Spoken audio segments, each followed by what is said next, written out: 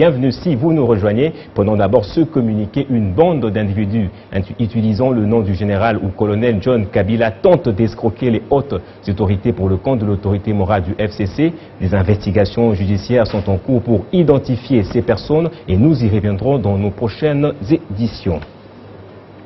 À la une de l'actualité, le président de la République, Félix Tshisekedi, a lancé ce mardi les travaux de construction du centre culturel de Kinshasa. Comme vous pouvez le voir dans ces images, il sera le plus grand centre culturel en Afrique centrale et sera érigé en face du palais du peuple de Kinshasa. Devant les membres du gouvernement et plusieurs autorités haut placées, le chef de l'État a posé la première pierre du centre culturel de Kinshasa, confié à une entreprise chinoise. Les travaux prendront fin d'ici 2 ans justement, avec un coût global estimé à 100 millions de dollars. Chercher des voies et moyens pour améliorer les vécus quotidiens de la population de la province du Haut-Lomami. Le sujet a été au centre d'une séance de travail lundi entre le Premier ministre Sylvestre Ilunga et les députés de cette province. Suivez ce reportage. Parmi les problèmes à solutionner, les infrastructures, l'eau, l'électricité, ainsi que les routes des dessertes agricoles.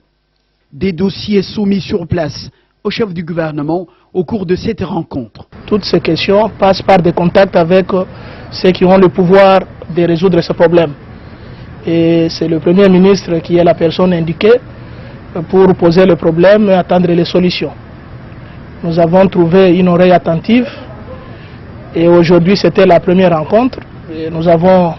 Les échanges vont se poursuivre dans les prochains jours en associant les ministres sectoriels concernés afin de trouver des pistes de solutions durables, a promis le Premier ministre Ilunga Ilunkamba.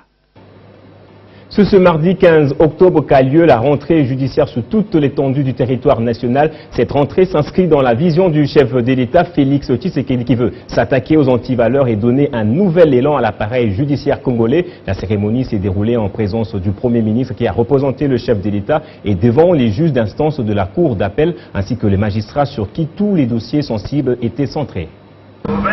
En présence du Premier ministre Sylvestre Ilunga Ilunkamba, représentant personnel du chef de l'État, la rentrée judiciaire a vécu à la Cour de cassation où le procureur général près cette cour, Flori Kabangenumbi, a dans son réquisitoire dénoncé la corruption et les antivaleurs. Selon lui, les bonnes élections sont un témoignage de la bonne santé de la démocratie dans un état de droit.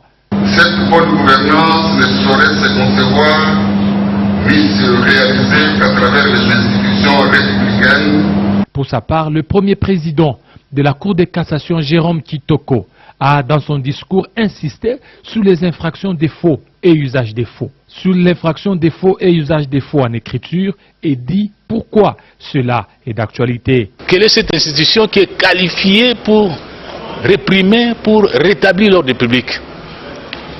La Cour de cassation a cette mission. À son niveau, et étant aussi cette haute juridiction qui chapeaute les juridictions de l'ordre judiciaire, il va de soi que nous puissions éveiller la conscience de juges pour dire que la matière est subtile. Il y a des nuances qui ne sont pas à la portée de commun des mortels. Vous êtes les seuls as en la matière et nous avons profité de cette communication pour les réarmer scientifiquement, techniquement, pour comprendre un peu les méandres dans l'analyse de ces infractions. Pour Jérôme Kitoko, cette rentrée doit permettre à la justice congolaise de concourir à l'avènement d'un état de droit tel que voulu par le président Félix Antoine Tshisekedi Tshilombo. Je l'ai dit au sommaire, autre rentrée ce mardi 15 octobre. Il s'agit de la rentrée académique 2019-2020 sur toute l'étendue du territoire national. Au Nord Kivu, les recteurs de l'université de Goma, le professeur Sylvain Munyanga Mukongo, a lors de l'ouverture de l'année académique appelé les étudiants à bannir le tribalisme et à privilégier la paix et la cohabitation pacifique. Pachikou Kaoundama. Commence à l'université de Goma par une procession sur certaines artères de la ville de Goma. Puis tous les nouveaux et anciens étudiants ainsi que cours académiques se retrouvent au stadium de basketball de l'IEC pour suivre l'ouverture officielle de l'année académique 2019-2020 à l'université de Goma. Cette année académique qui démarre ces jours est placée sous les signes de redressement, a fait savoir le recteur de l'Unigom. Son mandat va être placé sous le signe du redressement. Et donc nous croyons que l'UNICOM nous allons poursuivre nos activités en respectant ce que le ministre a dit, donc redresser l'enseignement pour que nous puissions avoir toujours des enseignements de qualité. Aux étudiants, le comité de gestion de l'université de Goma prêche l'amour et l'unité afin d'éviter les troubles au sein de cette institution. Il faut terminer le tribalisme dans cette province. Aucune tribu ne chassera une autre dans cette province. Et je termine en disant, comme Paloukou l'a dit, aucune tribu ne peut chasser un autre ici à l'Unigom. Aucune tribu. Et nous allons mettre même au niveau de la conférence, aucune tribu ne pourra se dire qu'il peut chasser. Et nous allons essayer d'avancer dans un équilibre tribal. Notons que pour cette année académique, l'université de Goma a déjà quelques innovations. C'est notamment la mise en place d'une police universitaire afin de protéger les sites de l'université de Goma. Restons à Goma, à l'IEC Goma cette fois-ci, où la rentrée académique a été effective ce mardi 15 octobre. Le directeur général de cette institution, le professeur Joseph Kitanganya, dans son discours d'ouverture, soulignait que cette nouvelle année est placée sous le signe de l'amélioration de la qualité des enseignements. Patikou Kavundama.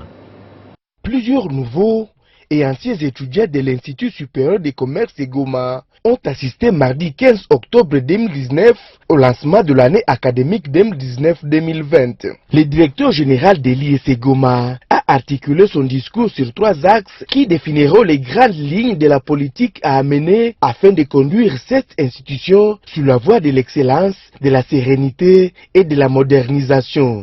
Nous comptons développer les activités de recherche et assurer une offre de formation de qualité et plus accessible, répondant aux besoins du marché congolais et aux standards internationaux.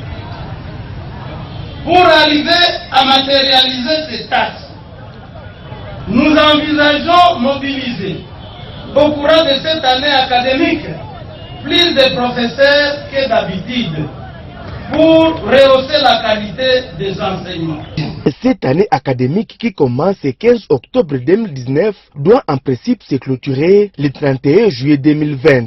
C'est dans une bonne ambiance entre nouveaux et anciens étudiants que cette rentrée académique s'est déroulée.